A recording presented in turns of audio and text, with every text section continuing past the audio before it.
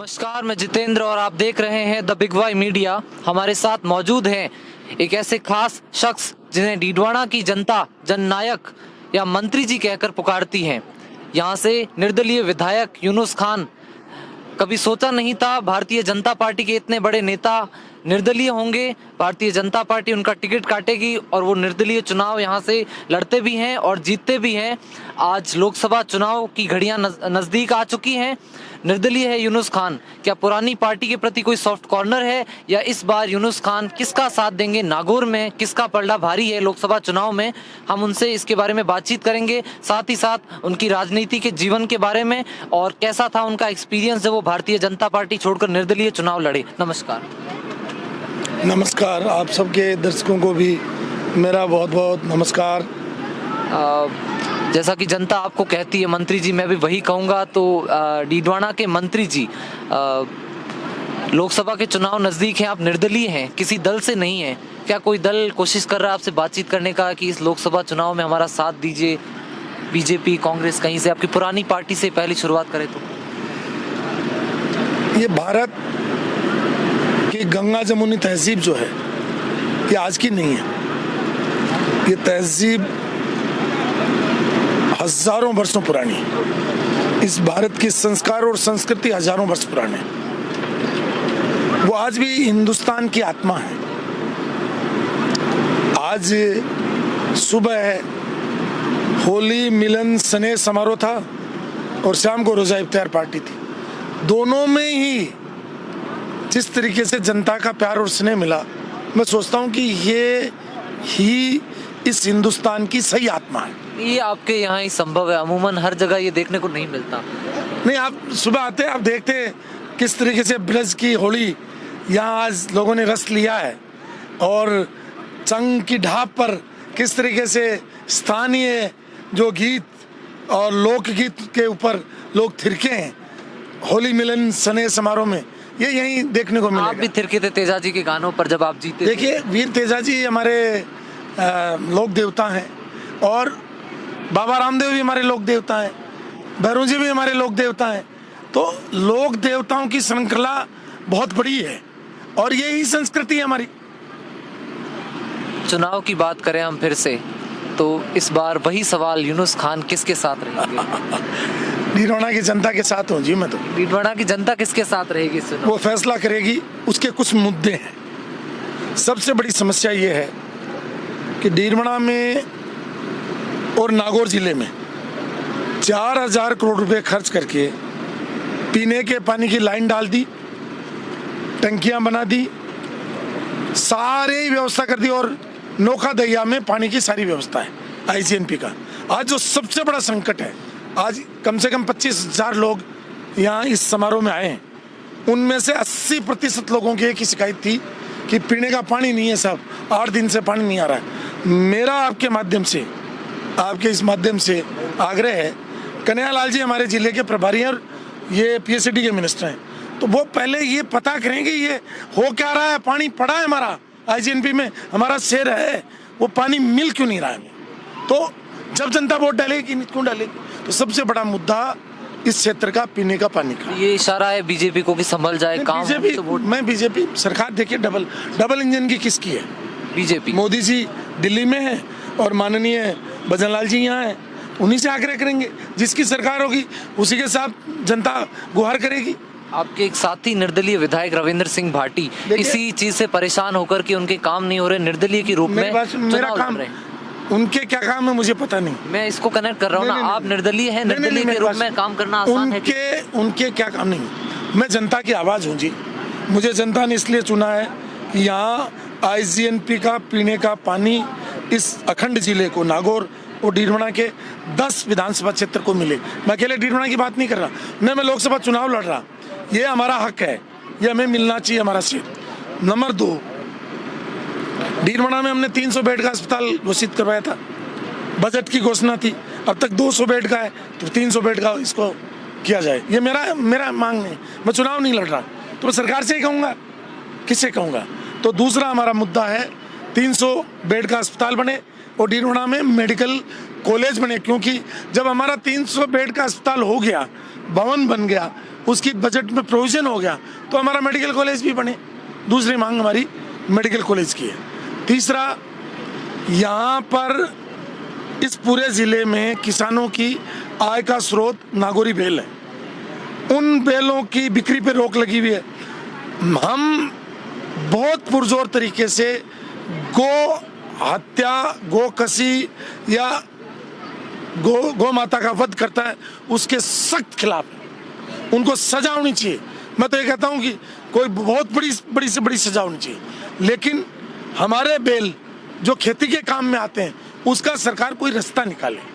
हमारा आग्रह माननीय मोदी जी से, माननीय भजन लाल जी से, कि ये नागौर जिले का, डीडवाना जिले का किसान आपसे हाथ जोड़ करके आग्रह कर रहा है, अनुग्रह कर रहा है कि इनको, किसानों को रिलीफ दीजिए, ये प्रतिबंध हटाइए। इशारों में आप कह रहे हैं कि निर्दलीय के रूप में यहाँ काम करना मुश्किल है बीजेपी सरकार। नहीं, मुश्किल नहीं है। मैं अब स्वतंत्र हूँ, मैं बात रख सकता हूँ। मैं अगर सरकार का हिस्सा था तो मैं नहीं रख सकता था। अब मैं स्वतंत्र हूँ, जनता का प्रतिनिधि हूँ, तो जनता की आवाज नहीं बनूंगा तो वोट तो दे ही रहे ना भाई। 18वीं लोकसभा है, वोट तो दिया ही है ना 17 बार। फिर समस्याएं खड़ी हैं, उनका समाधान कब होगा अगर हम नहीं बोलेंगे। हमारा तीसरा हो गया ये। चौथा हो गया कि लोगों को रोजगार मिले। और मैं तो इस नागौर जिले में, डीडवाना जिले में हमारे नौजवान फौज में भर्ती होते हैं। फौज की भर्ती का केंद्र नागौर और डीडवाना बने और पूरी पहले भर्ती होती थी उस तरीके से भर्ती हो, ये हमारी मांग है। क्योंकि हमारे नौजवान तो आज इस लायक ही नहीं रहे, उनकी कोई भर्तियाँ ही नहीं हो रही, तो नौजवानों को रोजगार मिले। यहाँ रेलवे डीडवाना में सख्त आवश्यकता है। हमारी दिल्ली से और हमारी जयपुर से कनेक्टिविटी हो। बजट की घोषणा है, रिंगें से रेलवे जुड़े, यहाँ इंडस्ट्री लगे। एक हमारा नमक उद्योग है, उसको बिल्कुल गंदा पानी डाल रहे हैं, उसको सरकार रोके। तो इन मुद्दों को लेकर के हम जो कैंडिडेट्स हैं उनसे आग्रह करेंगे कि भाई आप इसके पक्ष में क्या कह रहे हो और इसके लिए आप क्या करवा रहे हो। तो सरकार बात करेगी तो इन लोगों के साथ बैठेंगे और फिर फैसला करेंगे। क्या दिक्कत है? ये सारी आपकी लोकसभा चुनाव से के रिगार्डिंग आपकी मांगे हैं कि इन मांगों की पूर्ति हो तो नागौर की जनता वोट करें। ये जरूरत है साहब, मेरी मांग थोड़ी है, मेरी कोई मांग नहीं है साहब। मेरे को तो 5 साल का आशीर्वाद मिल गया, मैं तो विधायक हूँ, मैं 10 साल मंत्री रह लिया। ठीक है साहब, मेरी कोई महत्वाकांक्षा नहीं है, मैं तो बिल्कुल तृप्त हूँ। बस अब ये जनता जो प्यासी बैठी है, जनता जो बेरोजगार बैठी है, जनता के जो हित हैं उसको प्राथमिकता के आधार पर सरकार हल करने की बात करे। आज ये भी नहीं है, ज्योति जी तो कैंडिडेट हैं, हनुमान बेनीवाल जी कैंडिडेट हैं, गजेंद्र सिंह जी कैंडिडेट हैं और अन्य 6 लोग भी कैंडिडेट हैं। हम कैंडिडेट से नहीं, हमारी मांग ये डबल इंजन की सरकार से है। चलिए, ये तो हो गई इस चुनाव की बात। आपकी महत्वाकांक्षा नहीं, अमूमन नेताओं की कभी महत्वाकांक्षाएं खत्म नहीं होती, ये जानने को मिलता है, पर आपकी है कि नहीं वो आपका मन जानता है, आपने बताया। हम बात करें विधानसभा के चुनाव की, किस बात की सजा मिली आपको? क्या वसुंधरा राजे के करीबी होने की, या आपने, मैंने घूम के देखा कि अस्पताल बनवाया, बागड़ कन्या महाविद्यालय बनवाया, वीर तेजा द्वार नाम से आपने इतना बड़ा मैदान बनाया, हर जगह में जहाँ जाता सुनने को मिलता मंत्री जी ने कराया सीसी सड़क, उसके बावजूद किस बात की सजा मिली? टिकट कटा आपका। मैं सोचता हूँ कि 25 साल में मुझे टिकट पहली बार मिला है। जनता ने टिकट दिया, मेरा जनता का टिकट था और मैं जितना आज प्रसन्न हूँ उतना पहले कभी नहीं था। दबाव था, लोकसभा चुनाव आते थे दबाव आ जाता था कि इसको जिताना है, वोट डलवाने हैं, प्रेशर हो जाता। आज बिल्कुल स्वतंत्र बैठे हैं, जनता की बात को मुखरता के साथ रख रहे हैं। तो मैं सोचता हूँ कि मेरे को 25 साल में टिकट कटा नहीं है, मुझे जनता का टिकट मिला है और मैंने नारा था मेरा, जय जय जनता, जय जय डीडवाना। और ये डीडवाना का प्यार और आशीर्वाद ही था जिसकी बदौलत मैं विधानसभा में पहुंचा। और अब मैं इस जनता के हितों के लिए बात करूंगा। मेरी कोई, देखिए, न मैं कोई, मेरा ऐसा बिजनेस है, न मेरी कोई महत्वाकांक्षा है। मान लो बाकी लोग नए हैं, कोई लोकसभा लड़ रहा है, कोई डिमांड रख रहा है, कोई सीएम से मिल रहा है, कोई एमपी से मिल रहा है, मुझे किसी से मिलने की जरूरत नहीं है। मेरी एक ही जरूरत है, इस आवाम के काम हो।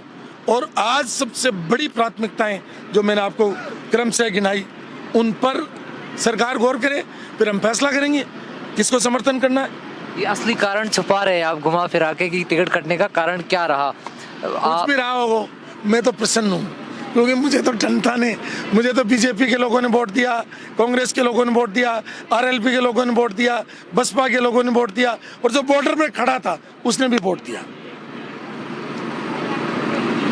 आप वसुंधरा राजे सरकार में नंबर 1 के मंत्री रहे हैं, उनके बड़े करीब रहे मैं तो मेरे हैं विभाग का राजस्थान में। मंत्री था जी। ये राजस्थान मुझे देखिए, मेरी बात सुनिए, मेरे को तो जो जिम्मेदारी मिली उसका मैं मंत्री था। मैंने मेरी ईमानदारी से राजस्थान में, आप बाड़मेर से आते हो, बाड़मेर से जो कनेक्टिविटी उस जमाने में 5 साल में हुई, जोधपुर में कनेक्टिविटी हुई, अभी जो प्रत्याशी थे, अभी प्रत्याशी हैं केंद्र में मंत्री है, मैं उनसे कहूँगा आप केंद्र में मंत्री हो और राजस्थान जल जीवन मिशन में 33वें नंबर पे क्यों है? और आपने कहा कि यहाँ काम नहीं हुआ। बाड़मेर से पोखरण, जोधपुर का रिंग रोड और बारबिलाड़ा जोधपुर, नागौर जोधपुर पाली, इतने नेशनल हाईवे डबल इंजन में वसुंधरा राजे, मोदी जी और नितिन गडकरी जी ने बनाए। वो लिस्ट भी मैं मेरे इस फेसबुक पे जारी करूंगा कि वसुंधरा राजे जब मुख्यमंत्री थी और जब मोदी जी प्रधानमंत्री थे, गडकरी जी मंत्री थे और यूनुस का पीडब्ल्यूडी मंत्री था, और जब आप एमपी थे उस समय कितनी सड़कें बनी है, इसकी लिस्ट जो सिर्फ जोधपुर को कनेक्ट करती हैं वो भी मैं बताऊंगा। ये आपके विकास की बातें किसी से छुपी नहीं है। 1600 करोड़ का आपने एक कस्बे के लिए बजट सैंक्शन करवा दिया। नितिन गडकरी ने कहा मैं हैरान हूँ कि कैसे ये मुझसे जिले के लिए नहीं करता हूँ। फिर भी आप नंबर 1 के मंत्री रहे हैं, राजेंद्र राठौड़ भी करीब थे। क्या हो गया ऐसा कि आप इस तरफ मैं तो प्रसन्न हूँ जी, उनके जो गई पीछे बीत गई सो बीत गई। नहीं पुराने मंत्रियों के पास आते ही पुरानी कहानियां जानने हैं, आप छुपा नहीं सकते। रात गई बात गई। पुराने देखिए मेरी बात सुनो, मैं 10 साल मंत्री रहा, मैं आभारी हूँ माननीय मोदी जी का भी, माननीय गडकरी जी का भी और माननीय वसुंधरा जी का भी, और हमारी भारतीय जनता पार्टी जिसने 25 साल मेरे को प्यार और स्नेह से रखा उसका भी मैं आभारी हूँ। ऐसे नहीं है कि मैं आज गालियाँ निकालता फिरूँ, नहीं, लेकिन मतलब अब मैं निष्पक्ष और निर्दलीय जनप्रतिनिधि हूँ, इसलिए मेरा काम है सरकार की सामने इस जनता की बातों को ले जा करके रखना। पुराने गीत गाने से फायदा क्या है जी? मैं आपको एक इंटरव्यू दे दूं, किसी को गालियां निकाल दूं, गालियां निकालने से फायदा क्या है? 5 साल नागौर में प्रधानमंत्री सड़क योजना नहीं आई, 543 लोकसभा क्षेत्र में हुई, नागौर में नहीं हुई। इसका हमें अफसोस है, क्यों नहीं हुई? यही तो चीजें हम आपसे निकलवाने आए हैं। क्यों नहीं हुई? ये चीजें बताए क्यों नहीं हुई? अब मैं थोड़ा ही बताऊंगा, आप बता दीजिए। आप पुराने मंत्री, हम आपसे जानने के लिए आए हैं। अब चुनाव लड़ रहे हैं, उनसे पूछो भाई प्रधानमंत्री सड़क योजना नहीं बनी, क्या जितना एक्सपीरियंस उन्हें कहाँ है? वो सब अनुभवी हैं साहब। कोई तो मायरा भर रहा है, कोई जो है रोटी खिला रहा है, कोई ये नहीं। हमें न तो मायरा भरना, न हमें किसी को गाली देनी। वीर तेजा जी हमारे लिए पूजनीय है, हमारे लिए भैरू जी भी पूजनीय है, हमारे लिए दधी माता भी पूजनीय है, हमारे लिए नागौर के अंदर डीडवाना में जो हमारा पाड़ा माता का मंदिर है वो भी पूजनीय है। सब दरगाहें पूजनीय है, अमुद्दीन की दरगाह भी पूजनीय है। लेकिन ये सब तो हम कर लेंगे, पूजा पाठ तो, लेकिन जनता की सेवा, आप आरोप मत लगाओ, जनता के लिए क्या करोगे ये बताओ, उसके बाद हम फैसला करेंगे। अब आप चीज़ें नहीं बता रहे पुरानी, हम शुरुआत करते हैं। यूनुस खान की राजनीति में रुचि कहाँ से बढ़ी, शुरुआत कैसे हुई? देखिए मैं हमेशा कहता हूँ, मेरे गुरु भैरू सिंह जी शेखावत थे, आज भी हैं। एक कॉफी से शुरुआत हुई और चाय तक? नहीं, भैरू सिंह जी शेखावत मेरे गुरु थे, हैं, और आज उनकी आत्मा को मैं साक्षी मान करके कह रहा हूँ कि वो मेरे लिए पूजनीय है। मैं भैरू सिंह जी के मंत्रिमंडल में रहा, मतलब मैं भैरू सिंह जी के मंत्रिमंडल में नहीं रहा, लेकिन उनसे मैंने बहुत सारी चीज़ें सीखी। उसके बाद माननीय वसुंधरा जी के मंत्रिमंडल में मैं 10 साल रहा, वो मेरी बॉस रही, और उन्होंने जो आशीर्वाद और स्नेह दिया वो मेरे लिए बहुत ही सम्मानीय था, उसका कोई सानी नहीं है। और जिस तरीके से उन्होंने पूरे 30 के 30 मंत्रियों को फ्री हैंड दिया और राजस्थान को विकास किया, वो भी वसुंधरा जी का आज सराहनीय है और अनुकरणीय है और अविश्वसनीय। मतलब आगे भी इस तरीके का मुझे नहीं लगता कि उतना स्वर्णिम काल कभी आएगा। कुछ किस्से उन पुरानी राजनीति के दौर के भैरू सिंह जी के आप? देखिए भैरू सिंह जी तो एक ग्रंथ था साहब, राजनीति का भैरू सिंह जी एक ग्रंथ था, इंस्टीट्यूट थे वो, अपने आप में संस्था थे वो, और भैरू सिंह जी का मुकाबला राजस्थान की राजनीति में कोई नहीं कर सकता। उसके बाद में कोई नेता हुआ है, वसुंधरा राजे हुई है, 36 कौम को साथ लेकर के चलना, 163 सीटें जिताना और राजस्थान को विकसित और शिक्षित राजस्थान बनाने का काम किया है। मैं सोचता हूँ कि विजनरी लेडी थी वो, उन्होंने इस तरीके के काम किए। इन्हीं तारीफों ने कहीं आपकी टिकट नहीं कटवाई?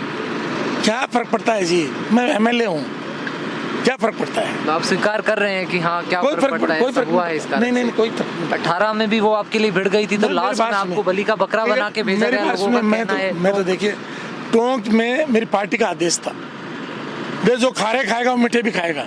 यूनुस खान वफादार था और रहा।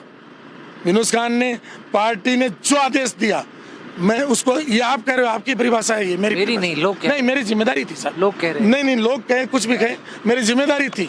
उस समय पार्टी ने कहा तुम टोंक जाओ, मैंने मेरा सौभाग्य समझा और मेरी जिम्मेदारी थी, और मेरा सौभाग्य था कि वो उस समय के घोषित मुख्यमंत्री पीसीसी चीफ के सामने चुनाव लड़ा और पार्टी का मैंने आदेश को माना। ये मेरे लिए इससे बड़ी क्या तोहफा होगा? गहलोत जी ने कोई मदद की थी उस समय? मेरी बात सुनो, गहलोत जी अगर मदद करते तो खुद की सरकार ही बचा लेते।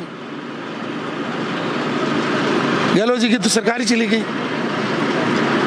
कोई किसी की मदद नहीं करता है जी, मदद करती है जनता। ये तो क्या है, किंवदंतियां हैं, उसने उसकी मदद कर दी, उसने उसकी कोई न तो किसी को हरा सकता न जिता सकता, जिताती है जनता।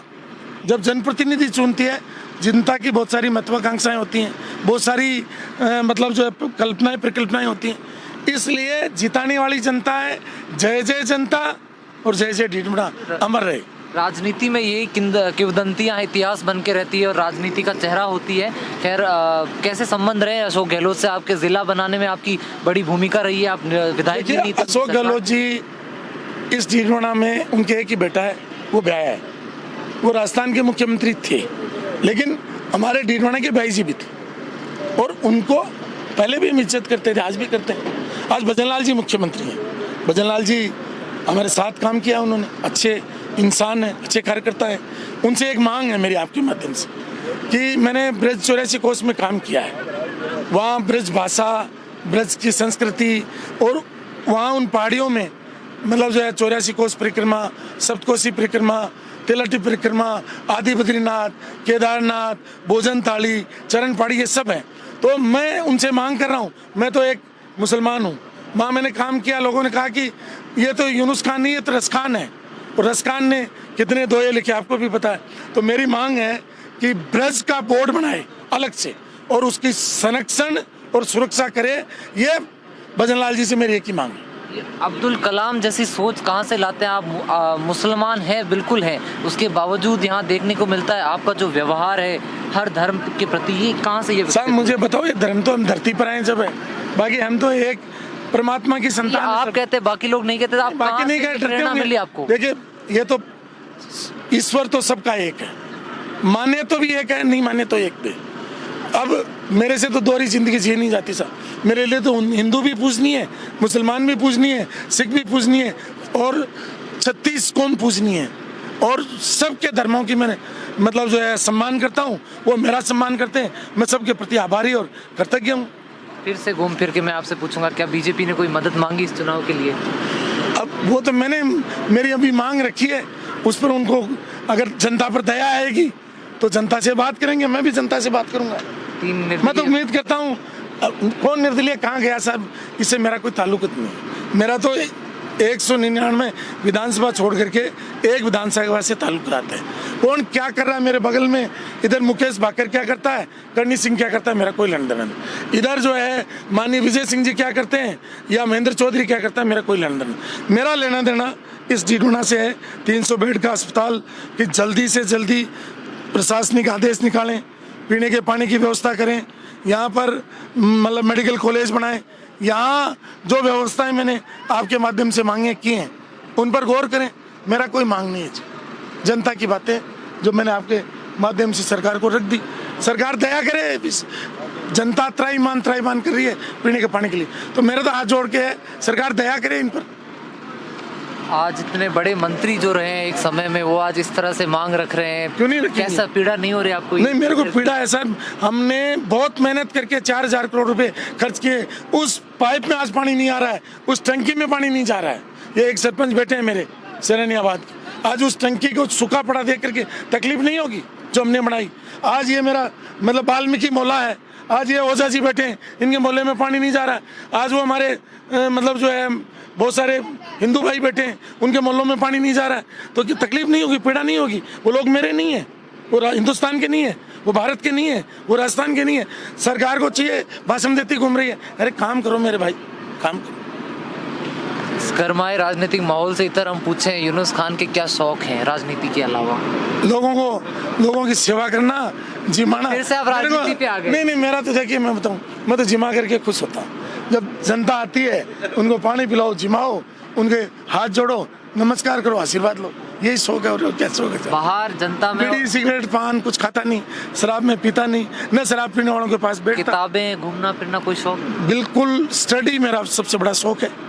और स्टडी करके उसके बाद विलेज प्रोफाइल बनाना कि कौन से गांव में पानी, बिजली, शिक्षा, चिकित्सा, मतलब आंगनबाड़ी, वहाँ स्कूल, ये सब कैसे बने। मैंने एक एक गांव का विलेज प्रोफाइल बनाया हुआ, एक एक बूथ का विलेज प्रोफाइल बनाया हुआ। वहाँ क्या चीज़ आज है, किसकी मांग है, क्या है, मेरी प्राथमिकता यही है और मेरी कोई प्राथमिकता। मैंने पढ़ा भी और उन सड़कों पे सफर भी किया। मुख्यमंत्री गौरव पथ योजना, क्या वो आपके दिमाग की उपज थी? देखिए, उस समय हमारी मुख्यमंत्री वसुंधरा जी थी, उन्होंने अनाउंस किया और मैंने उसको इम्प्लीमेंट किया। और मैं धन्यवाद करता हूँ उस जमाने के 9158 सरपंचों का, उन्होंने सबने सहयोग किया हमारा, उस समय जो सरपंच थे। और ये हमारे गौरव पथ हिंदुस्तान में एक अलग नज़ीर पेश हुई, उसकी मुझे फ़ख्र भी है। नेशनल हाईवे बने उसका फ़ख्र है, स्टेट हाईवे बने उसका फ़ख्र है। और मतलब राजस्थान में जो सड़क तंत्र विकसित हुआ वो माननीय, मैं फिर कहूँगा, नरेंद्र मोदी जी, वसुंधरा राजे जी और नितिन गडकरी जी का आशीर्वाद। क्या कारण रहा आपकी सरकार जाने का 2000? अब वो सरकारें तो देखो बहुत सारे कारण होते हैं, सरकारों के तो बहुत सारे कारण होते हैं। जो अब आपने 120 दिन हो गए उस सरकार को गए हुए, आपने भी एनालिसिस कर लिया होगा। अब मैं तो एक अदना सा आदमी हूँ, छोटा सा जनसेवक हूँ, मैं क्या सरकारों के बारे में। आप नंबर 1 के मंत्री, आपकी भाषा है, पूरा राजस्थान आपको नंबर 1 मंत्री के रूप में जानता है। मैं तो सेवक कल भी था, आज भी और कल भी रहूंगा। मैं कोई मंत्री नहीं था साहब, मेरे तो एक जिम्मेदारी थी जिसको मैंने ईमानदारी से करने की कोशिश की। और मैं तो जनता का आशीर्वाद रहा और मतलब मेरी पार्टी का और वसुंधरा जी का आशीर्वाद रहा। मैं उनके लिए कृतज्ञ हूँ, उनको गाली नहीं निकालूंगा। अब ये मेरी अलग भूमिका है, उसमें मेरी अलग भूमिका में काम करूंगा। जिस तरीके में फिल्म में अभी अलग अलग कैरेक्टर मिलते हैं, अभी मेरा मतलब ये जिम्मेदारी है, ये कैरेक्टर है, उसको मैं बखूबी निभा रहा हूँ। अब मैडम से बात होती है? मेरी तो सबसे होती है जी।